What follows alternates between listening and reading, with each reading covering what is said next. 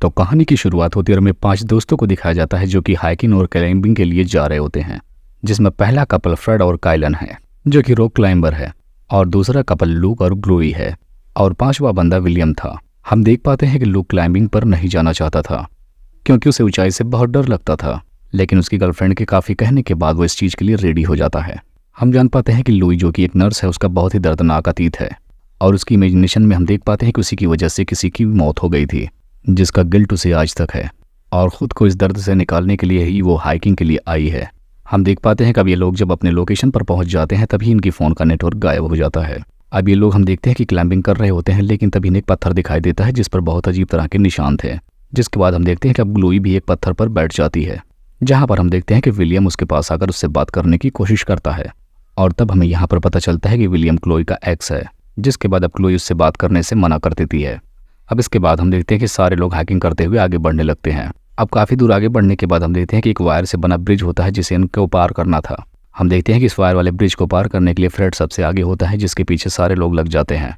लेकिन इस दौरान हम देखते हैं कि लूक काफ़ी डरा हुआ था और इस वजह से वो बहुत धीमी चाल से चल रहा था और अब फाइनली वो ब्रिज भी पार कर लेता है।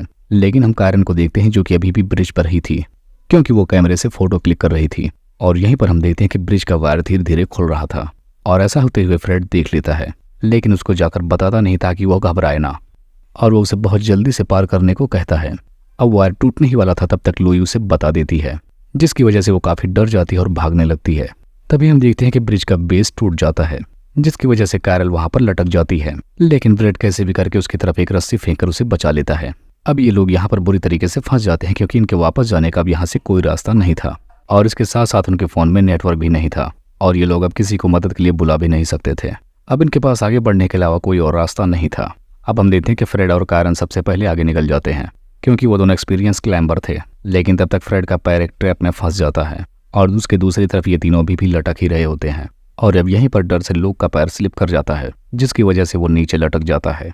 विलियम उसकी मदद करने के लिए जाता है, लेकिन तब तक वाइंडर भी टूट जाता है, जिसकी वजह से अब ये दोनों एक दूसरे के साथ लटकने लगते हैं।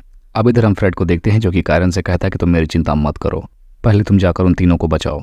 अब कायरन रस्सी फेंकती है, लेकिन यहाँ पर लूक घबरा कर सबसे जल्दी चढ़ने की कोशिश करता है और ऐसा करके क्लोई और विलियम भी ऊपर आ जाते हैं। अब दूसरी तरफ हम देखते हैं कि फ्रेड का पैर जिस ट्रैप में फंसा था उस चैन को कोई खींच रहा था और उसे घसीटते हुए लेकर वहां से जा रहा था। जिसके बाद जब उसके दोस्त उसे ढूंढने के लिए आते हैं, लेकिन वो वहां पर नहीं मिलता। अब उसके दोस्त उसे रात होने से पहले कैसे भी कर ढूंढ निकालना चाहते हैं। अब इसके बाद सारे लोग आगे बढ़ रहे होते हैं, लेकिन क्लोई तभी एक गड्ढे में गिर जाती है और वो गड्ढा भी एक तरह का ट्रैप था। अब उसे निकालने के लिए कायरन अंदर जाती है और इसी दौरान विलियम को डाउट होता है कि कोई उन पर नजर रख रहा है। अब कायरल अंदर जाकर शॉक्ड हो जाती है क्योंकि अंदर बहुत सारे कंकाल पड़े थे।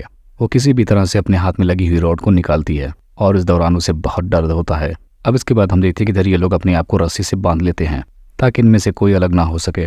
अब ये लोग आगे बढ़ रहे होते हैं, लेकिन सबसे पीछे कायरन चल रही होती है, लेकिन तब तक एक तीर आकर उसके मुंह में घुस जाता है और इस दौरान वो देखती है कि किसी ने उसकी रस्सी भी काट दी थी। अब इधर हम क्लोई को देखते हैं जैसे वो पीछे मुड़कर देखती है और उसकी मदद करने के लिए जैसे ही वो आगे बढ़ती है तभी कोई अचानक से कायरल को खींचकर ले जाने लगता है और अब इस बात से ये लोग बहुत ही ज्यादा डर जाते हैं। अब ये लोग कायरन का पीछा करने लगते हैं, लेकिन ये लोग वहां पर पहुंचते हैं जहां पर कायरन के कपड़े मिलते हैं और वो तीर भी मिलता है जिससे उसे मारा गया था। अब इसके बाद हम देखते हैं कि ये तीनों एक कॉटेज में पहुंच जाते हैं और वहां पर उन्हें फ्रेड मिलता है और हम देखते हैं कि फ्रेड काफी बुरी हालात में था, लेकिन वो इस दौरान भी जिंदा था। लेकिन वो इस हाल में ज्यादा देर तक जिंदा नहीं रह सकता था और वो इनके सामने ही दम तोड़ देता है। अब विलियम को कॉटेज में एक बेसमेंट दिखाई देता है। वो उसके अंदर जाकर फ्रेड का बैग ढूंढने का कोशिश करता है क्योंकि उस बैग के अंदर ही फ्रेड और बाकी सब लोगों का सामान है। अब अंदर दीवार पर उसे एंटोन नाम लिखा दिखाई देता है जो कि उसी साइको किलर का नाम था जो कि इन लोगों को मार रहा था और इस दौरान वो देखते हैं कि वहां पर कुछ इंसानों के कटे हुए सर भी लटक रहे थे। जिसके बाद अब विलियम को फ्रेड का बैग मिल जाता है और अब वो उसे बाहर लेकर जाने लगता है। तब उनके पास फौरन लूक आकर उन्हें एंटोन के बारे में बताता है, जिसकी वजह से लूक विलियम को लात मारकर बेसमेंट में ढकेल देता है क्योंकि वो नहीं चाहता था कि विलियम क्लोई और उसके बीच में आए, क्योंकि विलियम क्लोई का एक्स बॉयफ्रेंड था। इसलिए वो लोग मरने के लिए उसे वहीं छोड़ देते हैं और अब वो क्लोई को लेकर आगे बढ़ने लगता है। अब इधर हम एंटोन को देखते हैं जो कि कायरन की डेड बॉडी लेकर आ रहा था और इसी दौरान वो लूक और क्लोई पर अटैक कर देता है, जिसकी वजह से अब क्लोई बेहोश हो जाती है। अब लूक एंटोन को मारने वाला था, लेकिन इस दौरान वो खुद ही पिट जाता है। अब क्लोई होश में आने के बाद एंटोन पर अटैक करती है, जिसके बाद अब एंटोन उसे ही मारने लगता है। अब यहाँ पर हम देखते हैं कि लूक क्लोई को छोड़कर फ्लेयर लेकर वहां से भागने लगता है। अब इधर एंटोन को देखते हैं जो कि क्लोई को विलियम के साथ बांधकर बंद कर देता है। अब होश आने के बाद एंटोन क्लोई को अपने साथ ले जाने लगता है अब हम देखते हैं कि विलियम किसी तरीके से खुद को खोल लेता है, लेकिन वो फिर भी बेसमेंट में कैद था। अब इसके बाद हम देखते हैं कि एंटोन क्लोई को मारने वाला था। तभी वहाँ पर लूक आ जाता है और वो उसे पत्थर मारकर वापस भाग जाता है।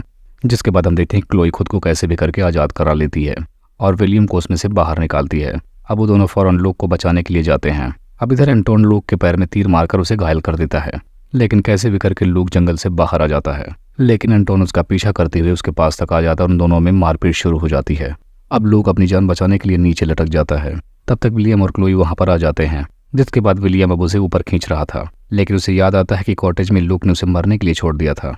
जिसके बाद वो यहाँ पर बदला लेने के लिए उसका हाथ छोड़ देता है और कहता है कि मेरा हाथ स्लिप हो गया। जिसके बाद वो क्लोई के साथ दुखी होने का एक्टिंग करने लगता है और इसी दौरान एक तीर आकर उसके सर के आर पार हो जाता है। अब एंटोन क्लोई को भी तीर मारता है, लेकिन वो बच जाती है और वो एक नाइफ लेकर एंटोन पर अटैक कर देती है और उसे बुरी तरीके से घायल कर देती है।